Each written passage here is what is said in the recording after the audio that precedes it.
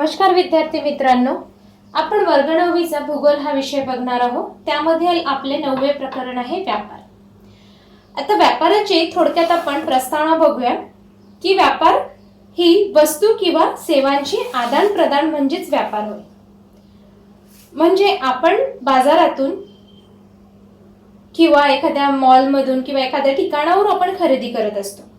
बहुतेक सर्व विक्रेते हे स्वतः कोणताही माल किंवा वस्तू बनवत नाही, त्या वस्तू ते कोठून तरी आणतात आणि या सगळ्या वस्तूंचा आपल्या परिसरात तयार होतात असे नाही आणि या सर्व वस्तू अनेक दुसऱ्या ठिकाणी तयार केल्या जातात। घाऊक बाजारपेठ, कारखाने, कृषी उत्पन्न बाजार समित्या इत्यादी ठिकाणाहून या वस्तू प्रथम आपण किरकोळ विक्रेत्यांकडे व पुढे आपल्यापर्यंत पोहोचतात। म्हणजेच काय होतं की दैनंदिन जीवनामध्ये आपल्या विविध गरजा असतात आणि या गरजा पूर्ण करण्यासाठी विविध वस्तूंची खरेदी करत असतो आणि या खरेदी करतो म्हणजेच काय करतो, एक प्रकारची आपण मागणी करतो। या वस्तू खरेदी करणे म्हणजे काय, मागणी करतो। या वस्तूंची मागणी करण्यासाठी वस्तूचे उत्पादन केले जाते आणि वस्तूंचा पुरवठा हा उत्पादक करीत असतो। म्हणजेच काय, त्या घाऊक व्यापाराला मागणी मिळत असते। अशा प्रकारे एकमेकांच्या गरजा पूर्ण करण्यासाठी वस्तूंची खरेदी व विक्री केली जाते। आपण वस्तूंची खरेदी करणारे ग्राहक असतो। काय असतो, आपण वस्तूंची खरेदी करणारे एक ग्राहक असतो आणि तसेच वस्तूचे उत्पादन करणारे हे कोण असतात, उत्पादक किंवा विक्री करणारे विक्रेते असतात। आता आपण ही संकल्पना पुढे समजून घेऊ व्यापाराची। तर आता व्यापार कशाला म्हणायचं, तर ग्राहक व विक्रेते वस्तूंची खरेदी विक्री म्हणजेच काय करत असतात, देवाणघेवाण करीत असतात। यालाच आपण व्यापार असे म्हणतात। व्यापार कशाला म्हणायचं, तर ग्राहक व विक्रेते हे काय करत असतात, वस्तूंची खरेदी विक्री करत असतात। खरेदी विक्री करणे म्हणजेच काय, देवाणघेवाण करणे, यालाच आपण व्यापार असे म्हणतो। त्याची आता संकल्पना आपण समजून घेऊ। यामध्ये एरो मध्ये मागणी खरेदी दाखवलेली आहे डाव्या साईडला आणि उजव्या बाजूला विक्री पुरवठा दाखवलेला आहे। तर आता मागणी खरेदी म्हणजे काय, तर आपल्याला एखादी गोष्ट आवश्यक असल्यास आपण ती कुठे मागतो, दुकानदाराकडे। म्हणजेच त्याची काय करतो, आपण मागणी करतो आणि खरेदी करतो। आपल्या गरजा पाहून दुकानदार काय करतात की तसंच तो माल मागवतो, म्हणजे तो पूर्ण करण्याचा प्रयत्न करतो। त्याला आपण काय म्हणतो, विक्री करतो किंवा मागणी घेऊन तो पुरवठा करतो, त्यालाच आपण काय म्हणतो, व्यापार म्हणतो। म्हणजेच काय होते की आपल्या एखादी गोष्ट आवश्यक असल्यास ती आपण कुठे मागत असतो, दुकानदाराकडे। आणि दुकानदाराकडे मागितल्या म्हणजे आपण काय करतो, ती मागणी करतो म्हणजेच खरेदी करतो।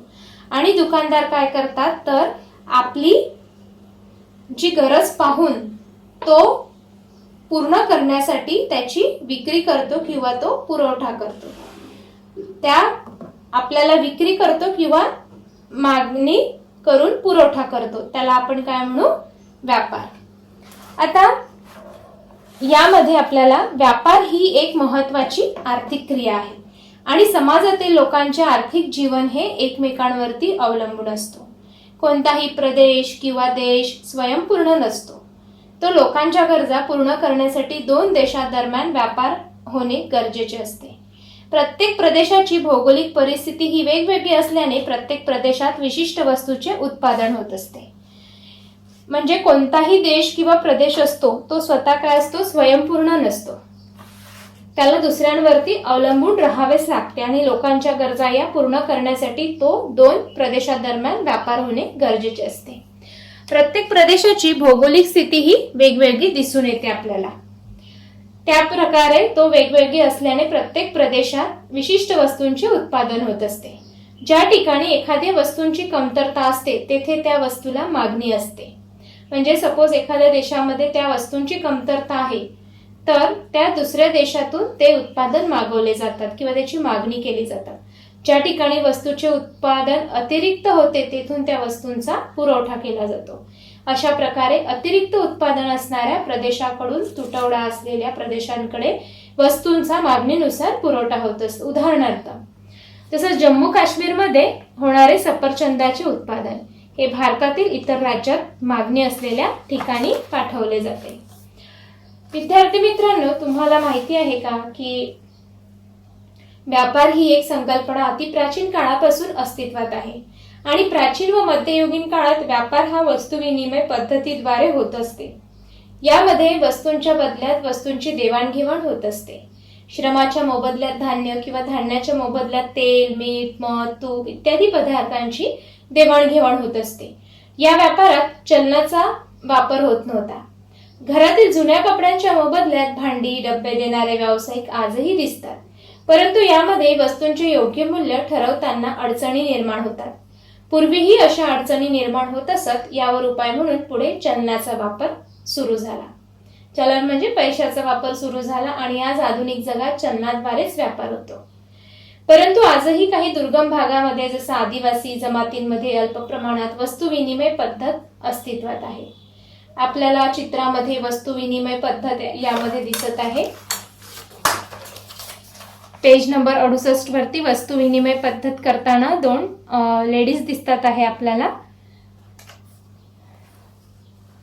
त्यानंतर आपण याचे दृश्य व्यापार आणि अदृश्य व्यापार याचं थोडक्यात माहिती बघूया की दृश्य व्यापार कशाला म्हणायचं.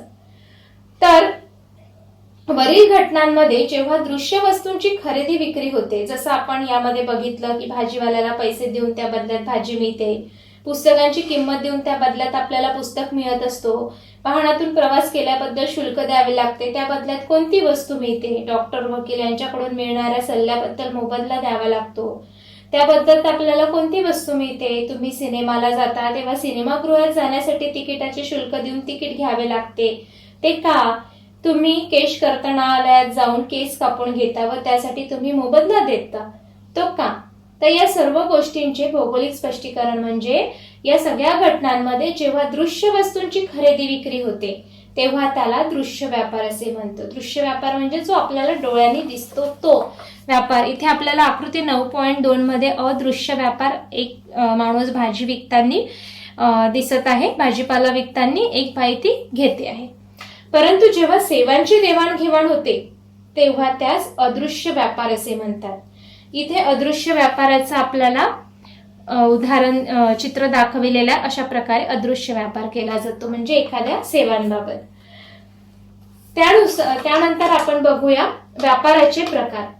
तिसरा पॉइंट आहे व्यापाराचे प्रकार. व्यापाराचे प्रकार आपल्याला दोन दिसतात आहे, वस्तूच्या प्रमाणानुसार आणि प्रदेश विस्तारानुसार. आता वस्तूच्या प्रमाणानुसार आपल्याला घाऊक आणि किरकोळ व्यापार आणि प्रदेश विस्तारानुसार आपल्याला देशांतर्गत म्हणजेच अंतर्गत व्यापार आणि बहिर्गत व्यापार म्हणजे आंतरराष्ट्रीय व्यापार. तर आपण त्यातील पहिला पॉइंट बघूया, वस्तूच्या प्रमाणानुसार व्यापार.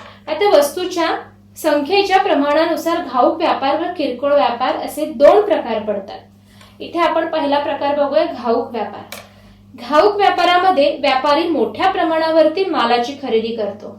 उत्पादकांकडून ही खरेदी थेट केली जाते आणि खरेदी केलेल्या मालाची विक्री देखील मोठ्या प्रमाणावरती किरकोळ व्यापाऱ्यांना केली जाते. म्हणजे काय होतं की हा व्यापार मोठ्या प्रमाणावरती मालाची खरेदी करतात आणि जे उत्पादक असतात ते काय करतात, ही खरेदी थेट केली जाते आणि खरेदी केलेल्या मालाची विक्री देखील मोठ्या प्रमाणावरती किरकोळ व्यापाऱ्यांना केली जाते. त्यावेळेस होणारा व्यापार म्हणजेच घाऊक व्यापार होय. जसं कारखानदार, शेतकरी इत्यादींकडून घाऊक व्यापारी मोठ्या प्रमाणावरती मालाची खरेदी करतात. जे कारखानदार असतात, शेतकरी असतात त्यांच्याकडून ते काय करतात, माल विकत घेतात आणि त्यानुसार मालाची ते खरेदी करत असतात. उदाहरणार्थ जसं आंब्याचे किंवा संत्र्याचे बागायतदार आहे, बागेतील संपूर्ण उत्पादक हे घाऊक व्यापाराला विकतात. म्हणजेच काय होते की घाऊक व्यापारी हा माल विकत घेऊन तो बाजारात येऊन म्हणजे घाऊक व्यापारी मोठ्या प्रमाणावरती या मालाची काय करत असते, खरेदी करत असते. त्यानंतर किरकोळ व्यापार. किरकोळ व्यापारामध्ये मोठा घाऊक व्यापाऱ्याकडून माल घेऊन व्यापारी थेट उपभोक्त्याला विकतात. अशा व्यापारास किरकोळ व्यापार असे म्हणतात. जे मोठे घाऊक व्यापारी असतात ते माल घेऊन काय करतात, व्यापारी थेट हे उपभोक्त्याला विकतात. म्हणजे जो दुकानदार आहे किंवा जो उपभोक्ता आहे त्याला विकतात. त्या व्यापारास आपण किरकोळ व्यापार असे म्हणतो. यामध्ये वस्तूंचे प्रमाण कमी असते.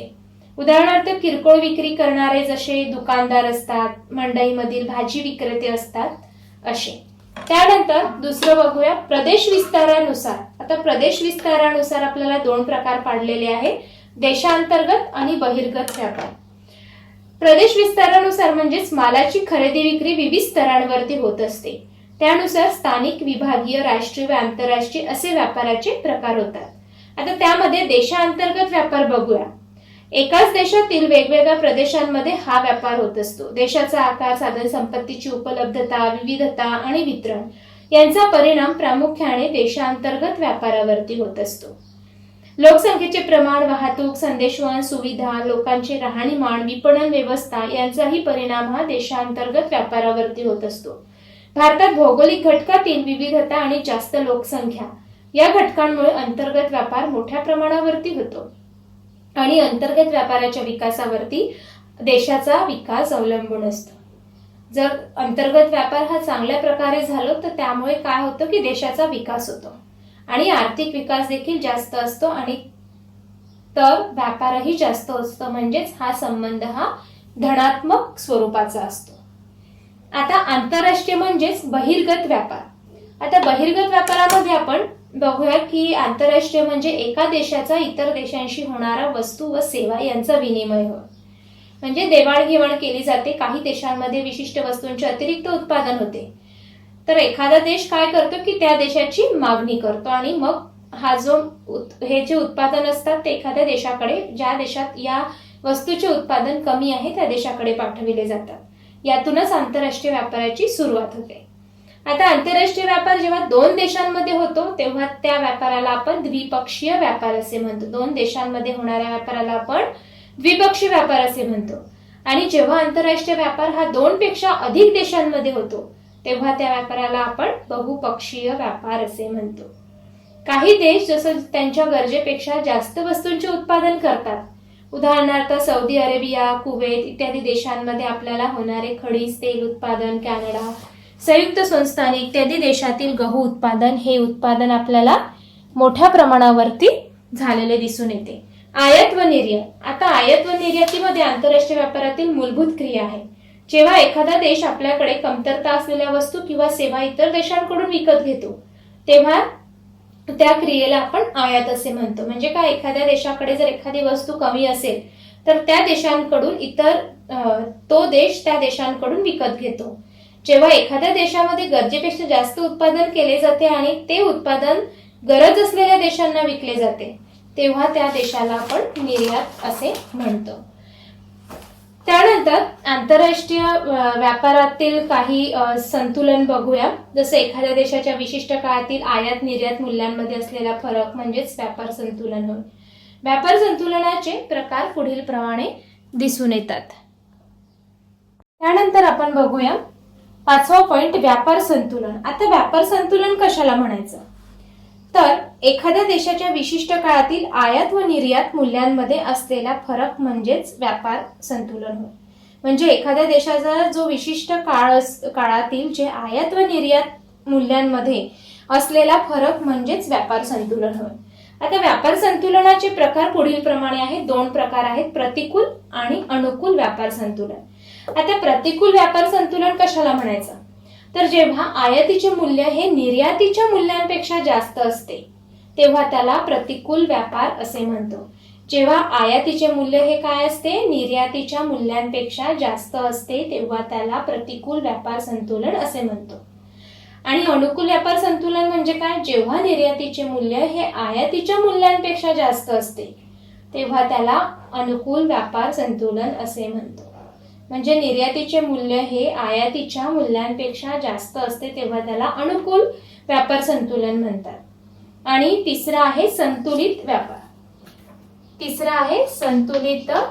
आता संतुलित व्यापार म्हणजे काय तर संतुलित व्यापारामध्ये आपल्याला जेव्हा आयात व निर्यात यांचे मूल्य काय असते, जवळपास सारखे असते तेव्हा त्याला आपण संतुलित व्यापार असे म्हणतो. आपल्याला पेज नंबर 70 वरती याच्या 3 डायग्राम दाखविलेले आहे. पहिल्या याच्यामध्ये आयात तिचे मूल्य हे निर्यातीपेक्षा जास्त आहे आणि दुसऱ्या आकृतीमध्ये निर्यातीचे मूल्य आयातीच्या मूल्यापेक्षा जास्त आहे आणि तिसऱ्या आकृतीमध्ये संतुलित विकासामध्ये दोन्ही आयात निर्यात सारखे दिसत आहे. त्यानंतर आंतरराष्ट्रीय स्तरावरील व्यापारी संघटना. आता आंतरराष्ट्रीय स्तरावरील व्यापारी संघटना म्हणजे जसं आंतरराष्ट्रीय व्यापाराची प्रक्रिया ही स्थानिक स्वरूपाच्या व्यापारापेक्षा गुंतागुंतीची असते. हा व्यापार 2 किंवा अधिक देशांदरम्यान होतो. या व्यापारावरती देशांमध्ये असलेली अर्थव्यवस्था, सरकारी धोरणे, बाजारपेठ, कायदे, न्यायव्यवस्था, चलन भाषा इत्यादी घटकांचा परिणाम होत असतो. आणि देशादेशांमधील परस्परांचे राजनैतिक संबंध यामुळे सुद्धा आंतरराष्ट्रीय व्यापारावरती परिणाम होत असतो व सलोख्यावरती विपरीत परिणाम होतो. हे टाळण्यासाठी काय करावं लागेल तर आर्थिक व व्यापार संघटनांची गरज निर्माण करावी लागेल आपल्याला आंतरराष्ट्रीय स्तरावर. भिन्न आर्थिक स्तर असलेल्या देशांमध्ये होणारी व्यापार प्रक्रिया सहज व न्यायपूर्ण व्हावी या हेतूने काही आंतरराष्ट्रीय संघटना निर्माण झालेल्या आहेत आणि या व्यापार संघटना आंतरराष्ट्रीय व्यापार वृद्धी व सुलभतेसाठी काम करतात. त्यातील काही आर्थिक संघटनांची माहिती पुढील प्रमाणे आपल्याला कोष्टकामध्ये दिलेली आहे.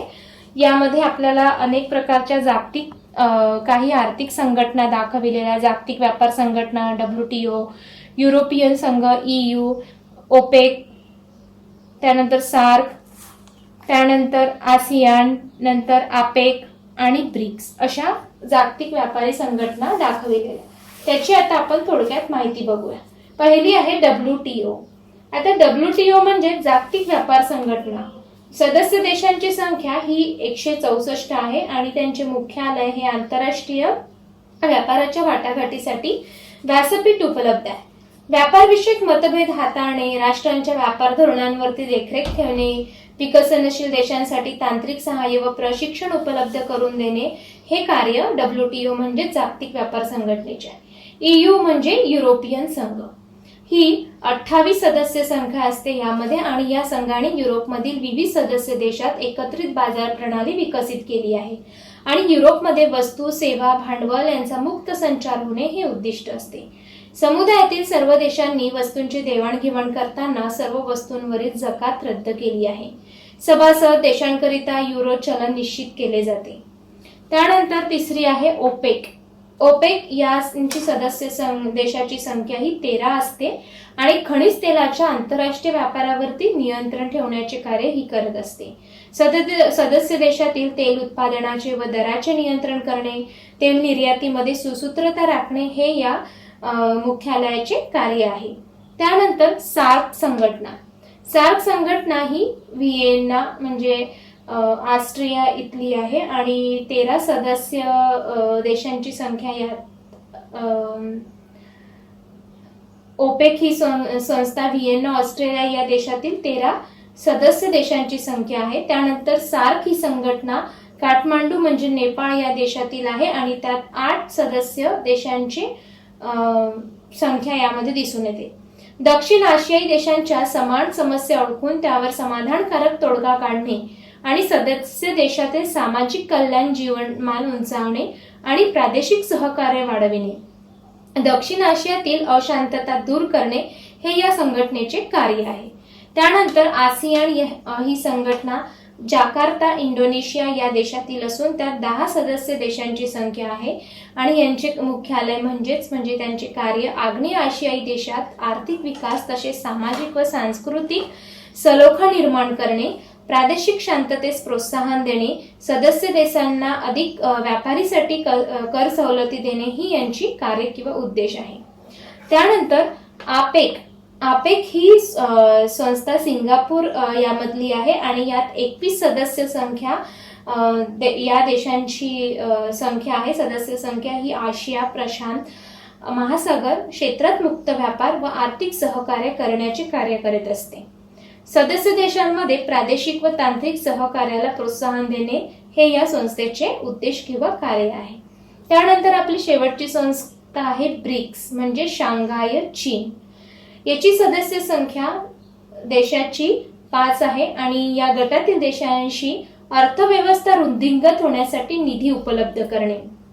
अर्थव्यवस्था वाढवण्यासाठी काय करत असतात? निधी उपलब्ध करीत असतात आणि परस्परांमधील आर्थिक सहकार्य वाढवण्याचा त्यांचा उद्देश असतो. त्यामुळे काय होतं की आर्थिक सुरक्षितता ही मजबूत बनते आणि त्या देशाचा आर्थिक विकास योग्य प्रकारे होत असतो. तर अशा प्रकारे आपण जागतिक काही आर्थिक संघटना यामध्ये बघितलेल्या आहेत. त्यानंतर आपला 7वा पॉइंट आहे विपणन. आता विपणन म्हणजे काय, यामध्ये आपल्याला विपणनाचं एक उदाहरण दिलेलं आहे. जसं धोंडीबा आपल्या शेतात भरपूर कष्ट करून उत्तम तऱ्हेच्या भाज्या व इतर शेतमाल पिकवायचा, पण बाजारात त्याला म्हणावी तशी किंमत मिळत नसे. आणि कॉलेजमध्ये शिकणाऱ्या धोंडीबाच्या मुलाने ही परिस्थिती पाहिली आणि त्याने प्रथम शेतमाल स्वच्छ करून त्यांची चांगल्या वेष्टनात बांधणी केली. शहराच्या सुपरमार्केटशी संपर्क साधला. त्याच्या शेतमालाची गुणवत्ता पाहून सुपरमार्केटने त्या शेतमालाची जाहिरात करून तो विक्रीसाठी ठेवला. आज धोंडीबाचा शेतमाल पूर्वीपेक्षा अधिक किमतीला विकला जातो. आता धोंडीबाच्या शेतमालाला चांगला भाव कशामुळे मिळू लागला, तर त्यांनी आपल्या प्रथम शेतमाला स्वच्छ करून चांगल्या वेष्टनात त्याची बांधणी केली आणि शहराच्या सुपरमार्केटशी त्यांनी काय केलं, संपर्क साधला. त्यामुळे त्याची शेतमालाची गुणवत्ता पाहून सुपरमार्केटने त्याची जाहिरात विक्रीसाठी दिली. त्यामुळे त्याला चांगला भाव मिळू लागला. त्यासाठी धोंडीबाच्या मुलाला काय करावे लागले, तर धोंडीबाच्या मुलाला शेतमाल स्वच्छ करून चांगल्या वेष्टनाची बांधणी करावी लागली. आणि परिसरातील शेतकऱ्यांच्या शेतमालाला चांगला भाव मिळवण्यासाठी तुम्ही कोणते उपाय सुचवाल? याचे भौगोलिक स्पष्टीकरण असे आहे की कोणत्याही मालाचे योग्य प्रकारे सादरीकरण महत्वाचे असते. त्या मालाची गुणवत्ता, त्या मालाची प्रतवारी, तो माल ग्राहकांपुढे कशा प्रकारे सादर करावा, त्यावरून मालाची किंमत ठरत असते.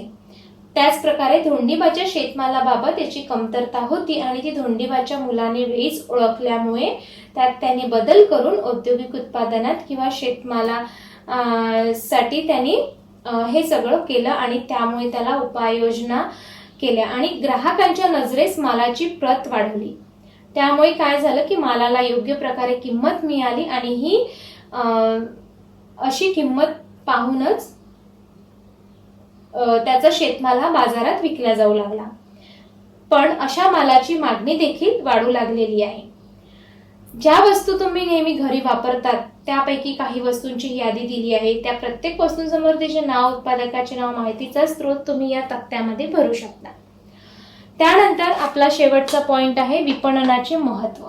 आता विपणनाचे महत्व काय आहे, तर आधुनिक औद्योगिक समाजरचना, जागतिकीकरण, उत्पादनांचे मुबलक पर्याय उपलब्धता ही आजच्या जगाची व्यापार रचना आहे आणि या पार्श्वभूमीवर व्यापारासाठी विपणन व्यवस्था ही महत्वाची असते. विपणनाद्वारे काय होते की शिस्तबद्ध पद्धतीने व्यापारात वाढ करता येते, जास्तीत जास्त ग्राहकांपर्यंत पोहोचविता येतो आणि उत्पादनाचे जे विक्री मूल्य असते ते देखील आपल्याला वाढविता येतो आणि सदोष उत्पादना बाजारपेठातून परत काढून घेता येते. म्हणून आजच्या युगात विपणन हा व्यापार व्यवस्थेचा एक प्रमुख आधार इथे बनलेला आहे. ग्राहकाला गरज आहे अशी भावना निर्माण करणाऱ्या जाहिराती मोठ्या प्रमाणावरती केल्या जात आहे आणि जास्तीत जास्त ग्राहकांना उत्पादनाकडे आकर्षित कसं करता येईल, त्यांना खरेदीसाठी कसं प्रवृत्त करता येईल, हा या विपणनामागील महत्वाचा उद्देश असतो. आणि माहिती व तंत्रज्ञान प्रसार माध्यमे यांचा विपणन व्यवस्थेवरती खूप प्रभाव पडला आणि माहिती तंत्रज्ञानातील क्रांतीमुळे जग हे एक मोठी बाजारपेठ बनलेली आहे.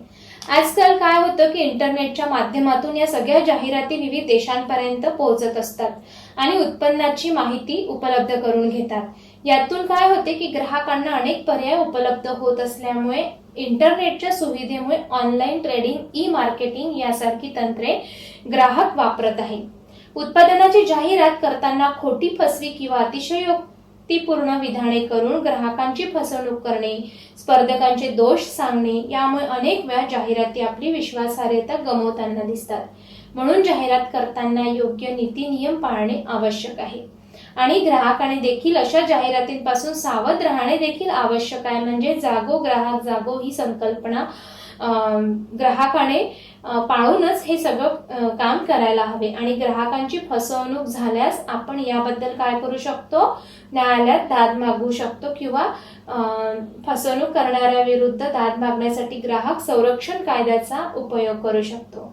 तर अशा प्रकारे विद्यार्थी मित्रांनो, आपण आजची गरज ओळखून उत्पादने रास्त दराने खरेदी करण्याकडे ग्राहकांचा कल असणे आवश्यक आहे आणि त्यामुळे मालाला योग्य मागणी मिळून व्यापार हा चांगल्या प्रकारे होऊ शकतो आणि त्यामुळे आपल्या देशाचा आर्थिक विकास हा वाढू शकतो. तर अशा प्रकारे आपण व्यापार हा पाठ बघितलेला आहे. विद्यार्थी मित्रांनो, जर तुम्हाला हा व्हिडिओ आवडला असेल तर तुम्ही याला नक्की सबस्क्राईब करा. धन्यवाद.